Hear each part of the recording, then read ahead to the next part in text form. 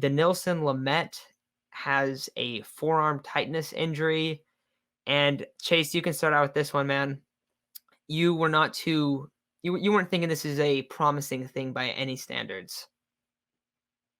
No, usually when a pitcher leaves a game with like a forearm tightness, it usually turns out to be like a forearm strain, which is like the first step to like, oh my God, this guy needs Tommy John surgery. And we can kind of seen it again and again.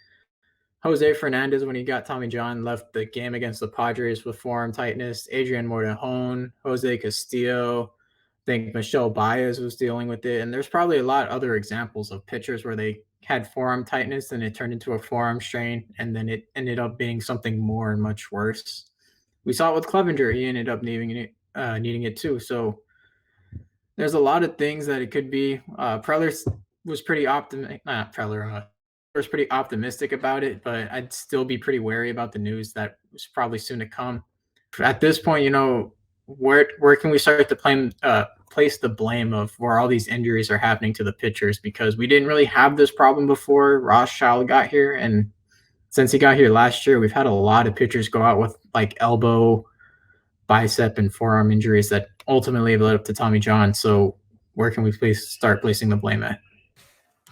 This was adding insult to injury. You see Lamet go 2 dominant innings, and then you think, okay, he looks really good. And then you see Craig Stammen warming up. You think, what's happening? Like that was on my mind the whole entire game. Like, what's wrong with Dinelson Lamet? And seeing him go out against the Giants back in 2020 when, he was a Cy Young candidate, that was devastating in general. And I for sure thought that was Tommy John. I think on everyone's mind, that was Tommy John. That was Tommy John waiting to happen. And then now you see this, and he looked good in his alternate training side appearances. And then he comes and he throws 2 innings. And the only thing that's on my mind is like, does he need Tommy John? Like, did we mess this up like we did with Mike Clevenger? Because the Padres now have Mike Clevenger, who needs Tommy John, Adrian Morejon, Tommy John, Michelle Baez, Tommy John, Castillo, Tommy John, Winginter needed Tommy John. Strom needed Tommy John, I think. I don't really remember. That's so many on knee. Okay, so no Tommy John for Matt Strom, luckily. But those are so many guys that need Tommy John.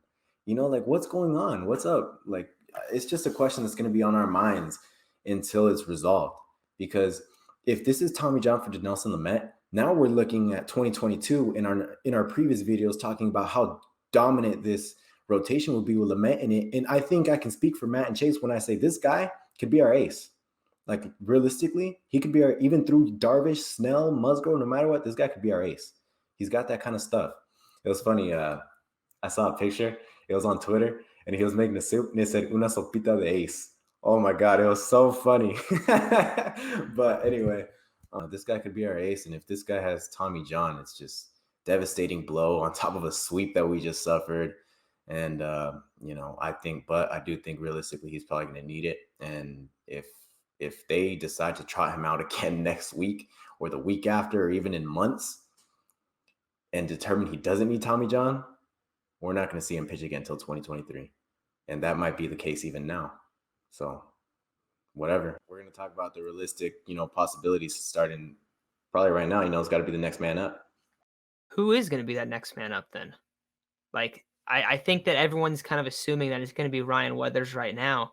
But if he does need Tommy John, which of course we hope that it's not the case. But I mean, I agree with you, Isaac. Even if it's not Tommy John now, it feels like it's going to happen. It feels like he should have got it after the Giants stuff, especially with just how this year has started. Kind of weird that you don't get a surgery in October and then you're not ready for all of spring training. Like, that's just a really weird thing to have happen. So then is it going to be Ryan Weathers right away? Like, do you guys think it's going to be him? I mean, he's starting tomorrow, but is he going to be the number 5 or number 4 starter in this rotation?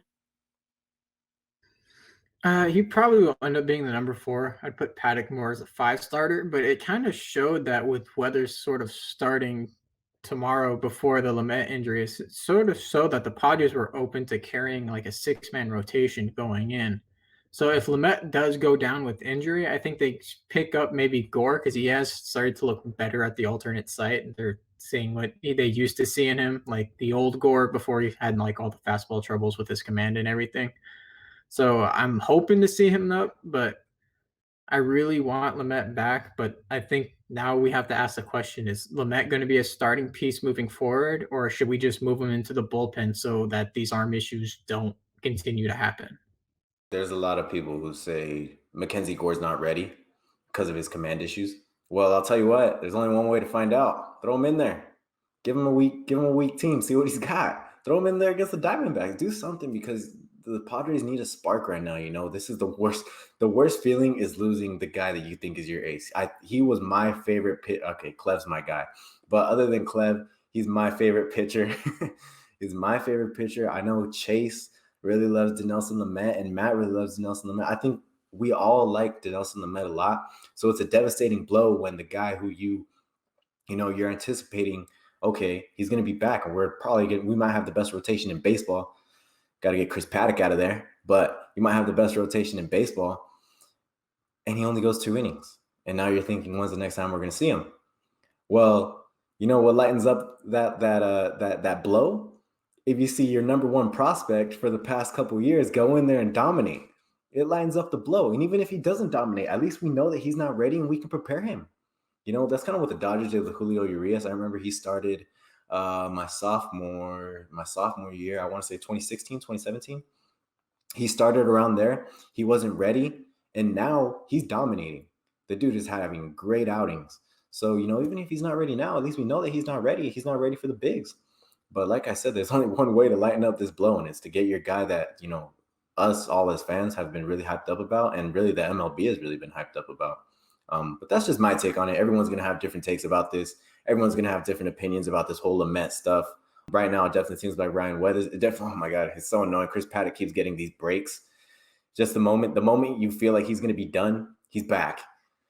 But whatever, you know, Ryan Weathers is going to be the 4. Chris Paddock's probably going to be the 5 for now.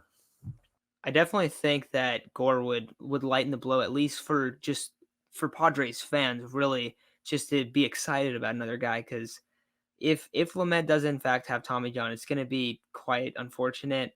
But I think that's probably going to do it for Lamet. Unless, do you guys have anything else you wanted to add on him? I know that Chase, you had kind of an idea potentially moving forward, and do you want to just kind of bring that up real quick?